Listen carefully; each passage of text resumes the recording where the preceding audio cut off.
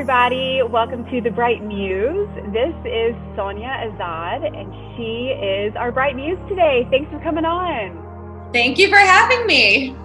Yes. Okay, so you are the health and wellness reporter for WFAA, and that is how you and I are connected. Just what got you into this industry, and then we'll go from there. Yeah, so it's sort of a weird story, and I've been asked this question a lot lately, so I have reflected on it. I've known since I was about 9 years old that I wanted to be in TV news, and TV particularly. My parents are immigrants, and so not like they're not educated, but English is not their first language. So I grew up watching them watch TV and watching TV news with them. Instead of, I know some people, like their parents would read the morning newspaper or something, right? Like, it's not like my parents can't read, but they would just consume their news via the television. Yeah. So around that time, I was watching the Persian Gulf War unfold in real time. And it's the first big news I remember seeing. And my parents are from Iran, which is right next to Iraq. And I just remember my parents being very, especially my mom. I mean, gosh, I remember the room. I remember her face. I remember everything about it so vividly. And they were so worried, right? Like, they were so worried about their family. Most of our family is still there.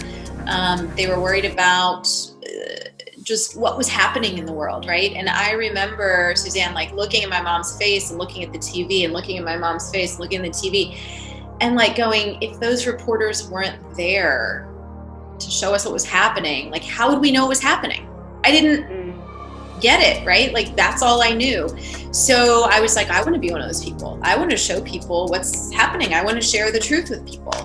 And that is literally where the story starts, is in that family room watching television with my mom during wartime. Wow. And you were a little kid. I really think about kids like right now going through this pandemic, and this is something that's going to be so impactful for them in a million different ways. Like, who knows what kids are inspired to be doctors after this, or to be, in STEM fields, let's say, scientists, researchers, or work for county health departments or whatever. But kids know what vaccines are now. Kids know what COVID is. Kids know that they're in, what a pandemic is and how it affects their lives. So I think we underestimate what children absorb so much, and yet it shaped so many of our lives. Like, what we choose to do and how we choose to behave and move in the world really starts when you're that young. It certainly did for me. Agreed. Yeah, that's so true. And what a good story. And my daughter right now has said, I think I want to go into the medical field. She's never said that before this year. I wonder where that came from for her. Because a lot of times we hear, kids say, like, my sister is a teacher. And so I'm like, I'm sure my niece will say, well, I'm looking at my mother as a responsible adult in my life, right? And someone who she looks up to and admires. So I want to be a teacher. But, I don't know. So many kids are having so many different experiences right now that I think, based on what they're taking in, it's gonna be part of their lives forever. So, yeah. So you got this bug when you were a little kid. Mm-hmm. That's a really cool story, by the way, of how that came into your life. Yeah, really meaningful. I wanted to be a war correspondent, though. So that was like a little different, for a kid to be like, I want to be a war correspondent when I grow up. And everyone's like, what is wrong with this one?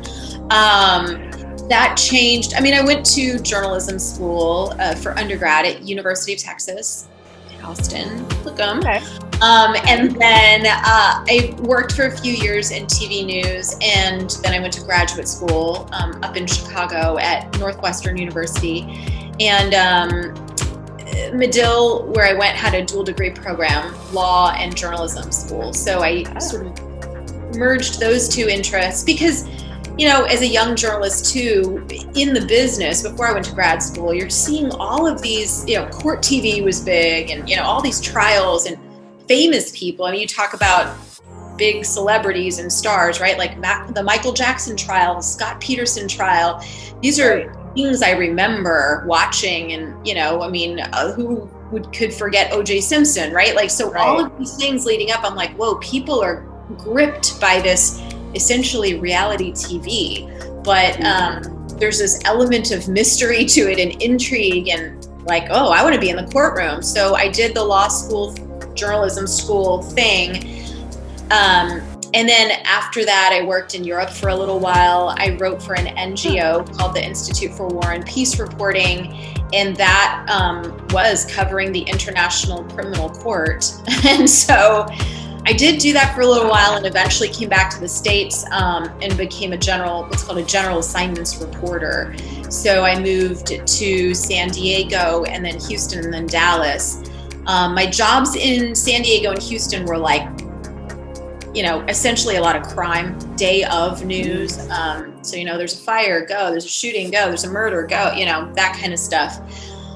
And that was a lot. It's a lot for anyone, but to like be thrown into that day after day after day, and like wake up at, my alarm for years went off at 1:30, 2:30 in the morning.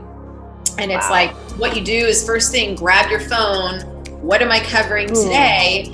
And inevitably, it started to become like, who got shot today, which is a sad thought, right? But it's also someone's reality. And I had to remind myself of that. And then I had like what I call, there's been articles about this, like reporter PTSD. I was having nightmares of like my dad being shot in the head. Again, things I remember very vividly. And I was like, I got to get away from this. And my fitness life has never really changed. Like that's always been a part of my life, especially since I grew up as a dancer, but then even through college, still dancing, started running, 5Ks, 10Ks, half marathons. So, and then yoga has been a part of my life for the last 21 years. And when I got my yoga teaching certification, my life really shifted.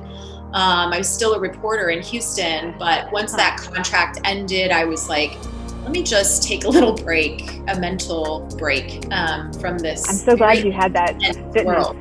Yes. I'm so glad you had that fitness outlet. Yeah. Girl, that's heavy stuff. Yeah, it was a lot. So when this job came open, they liked the fact that I was a runner and a yogi and all this stuff. And we switched the title of this job that I'm in right now from medical reporter to health and wellness reporter.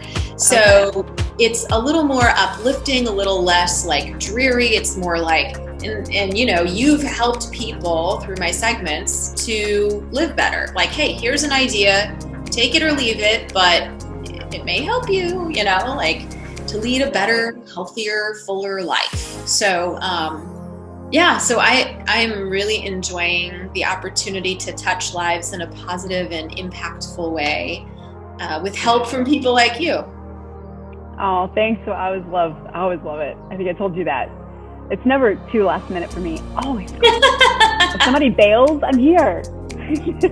It's a good attitude to have because it always happens. We were just talking about like the spontaneity of each day. You can plan as much as you want, but like sometimes it's at a certain point you just have no control, So yeah, don't we all know that more than now than ever? Yeah, exactly, right. So what do you love about this place in your life and doing this, having this position and kind of being in the spotlight? What do you love? And then maybe what's been something that has been unexpected and stuff that's kind of hard about this part? Harder about it. So two words come to mind about what I love about it. I didn't grow up like wanting to be on TV. I think that's what a lot of young people these days, it's all about the fame. It's all about the spotlight. It's all about the hear me, see me, whatever, listen to what I have to say. But when I really think back to like 9-year-old Sonia, I was like, I want to help bridge this gap between people, right? So impact is something I really love about it, because no matter what you're covering, you do have an impact. And I feel confident in saying that I've impacted people's lives. And I mean, we have all been faced with like the fragile nature of life and the very quick sort of things that can happen in someone's life. And, they're here one day and then gone for whatever reason the next. And it's like to just have an impact on one life would make, for me, things seem fulfilling, right? Like, okay, I was here for a purpose or a reason, touched someone's life. Great. I'm good. So impact is one. And, I guess selfishly or not, access. Like I have access to people that I would never have access to. And they're not, celebrities. Like I'm not, over here texting Beyonce or anything, but like elected officials and top, medical experts and people who will call you back and email you back and people I've interviewed and you can have conversations with. I've sat down next to Ariana Huffington. I've had an interview with Maria Shriver. And, to me, you can always learn from people like this. Yeah. And so, small takeaways through this access has made it a really colorful and interesting life for me. The sort of opposite end that you talk about, the challenges, the weird side of things, is like people see a glimpse of you and think they know you or feel that they know you. And so you always have to be on, right? And you're that persona in their minds, their perception, through their lens for like eternity, until they, or unless they really get to know you. Because at the end of the day, we're all just living a human experience and sharing a lot of common experiences, especially nowadays. So I would say like the judgments of people or the misperceptions, you tweet something thinking you're being funny or sarcastic and someone takes it the wrong way, right? Like that kind of stuff, I could leave it and not ever look back. Harsh judgment. Yeah. Yeah. And I had said earlier too that, we can edit this out if you want to, that I notice when you get on live or whatever, I've seen all kinds of comments, but a lot of comments like just kind of hitting on you. Kind of. I know, I'm trying to be kind here. But yeah, I mean, how have you managed that and fielding, inappropriate stuff and how often does that come and how do you handle it? I mean, it's weird, right? Because there's a difference. And in the Me Too era, I think people are a little more careful. I think guys are in particular a little more careful. But, there's a difference between paying someone a compliment and just crossing the line and being wholly inappropriate.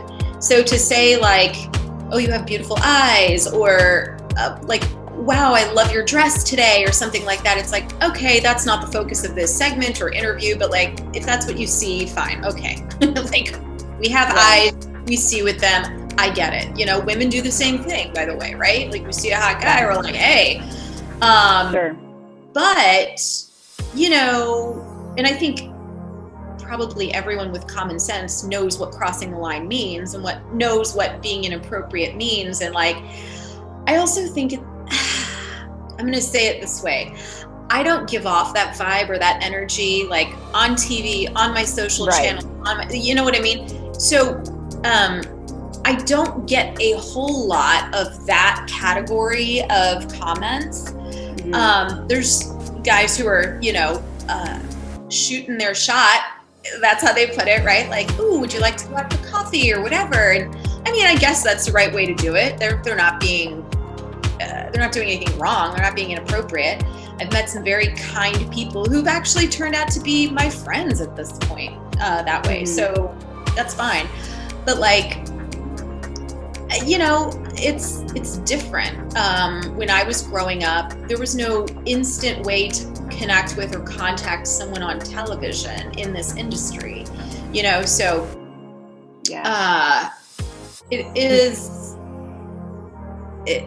it can pose challenges. I guess that's the best way to say it. Especially if you are in a relationship, I'll say that. It's not the easiest thing to, let's say, date an insecure guy who has a problem with comments like that.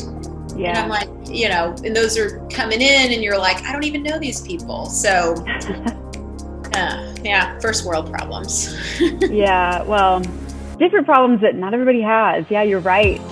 You didn't used to be able to access anyone on TV, and now you have all these social media handles. We can totally do that, and I'm sure that's good and bad. But you always seem to handle it with poise, and the reason I've asked that too, I remember you having a post out last year, just saying, hey, if there's any mean comments on here, you're being blocked, or we have to take those off. If I'm misspeaking, let me know. But I started to say that because I did read a book called Boundaries, and I did for a while I did see a talk therapist who said, you're a people pleaser. Like, why are you so nice to everyone? And why are you trying to get everyone to like you? And I'm like, do I do that? No, I don't care if people don't like me. And he basically held a mirror to my face, and was like, you do this, you do this, you do this. I mean, not in an intense or mean way, but sure. He really made me think, right? Like, he checked me in the best way possible. And I was like, oh, wow. I still have to remind myself, like, you do not have to respond to every single person. My thing is always like, I don't want people to ever feel like they're not seen or heard. I think that is such a basic human need that is not being met. And then we start to call people crazy or weird or whatever way we categorize them, right? And they're these like forgotten people. And I'm not trying to save anyone here, but I'm like, well, if I make their day, or if I'm able to communicate with them, I mean, there are people who have shared some real struggles with me, and not like I'm trying to solve their problems or fix anything, but a lot of people just don't have anyone. And so I did, come to a place where I had to be like, people felt like they knew me to such a degree that they felt like they could say anything to me. And I had to be like, whoa, time out, slow your roll. All right, here's the deal. This is how we're going to play this game. And ever since then, for the most part, things have quieted down in that arena. So, and also I like to cultivate, with social media, a space of kindness and mutual respect for people. Yes. And that is not where you're at. Like, if you're not cool with that, then you don't need to be on my page, and I'm okay with that. So, I'm not trying to create conflict and all this other stuff in what I consider my home, right? Like, these pages are kind of like, I'm inviting you into my home. And literally every morning or whatever, whenever I do anything on Zoom, you are literally in my home. So you follow my rules in my home. And I think, part of my culture and the way I grew up was you're almost deferential. You're serving others, you are listening to others walk first in front of you, and they eat first, and you that's a way to show kindness and respect. And I had to take a little bit of that, and then a little bit of like what that therapist told me, and said like, you gotta like build some walls too. Yeah, totally. Oh, and I admired that post so much, because I think I pick up that similar energy from you. I have that issue as well. It can be an issue, but it can also be great, like you were saying, the good and bad of everything. But yes, the need to want to help people, impact people. And yes, that does come with wanting to please people and having people like you. I mean, who doesn't want to be liked? I kind of want to be adored. I don't know. Yeah. I think that's true for a lot of women, and I think it's true based on how you grew up too. Like I wanted my parents to be proud of me, right? Like I didn't want them to be, you could do better. And I'm like, oh man, I just want to do better. I mean, so you could take a really deep dive into some of these boundary issues and people pleasing issues, and it'll be worthwhile if you haven't done that kind of stuff, that kind of work, because it really taught me why are you the way you are? And it's just information, right? Like you can start to make small tweaks and adjustments and be more mindful about the space you want to create and the way you want to engage with people around you once you know. If you have no awareness of that, then you just keep doing it. And frankly, that's when you become burned out, you become exhausted, you don't want to deal with people, all these different things come up. So, so I was really proud of, well, not that you need proud of, that sounds kind of talking down, but I was impressed with that because that's not your normal language. And so I knew that you were laying down here's the rules here. And you did make a very safe space. And I've been a part of your page, Fitter Together, right? Yeah. And I'll put that in the description too if people want to join. But you make it a safe space, and it's very positive and fun. And safe space is gold right now. Yeah. So I appreciate that, and I think it speaks to a lot of who you are. Thank you. Yeah. So I appreciate it. Keep going on and being you. And if anybody's not cool with that, let me know. Suzanne's got my back.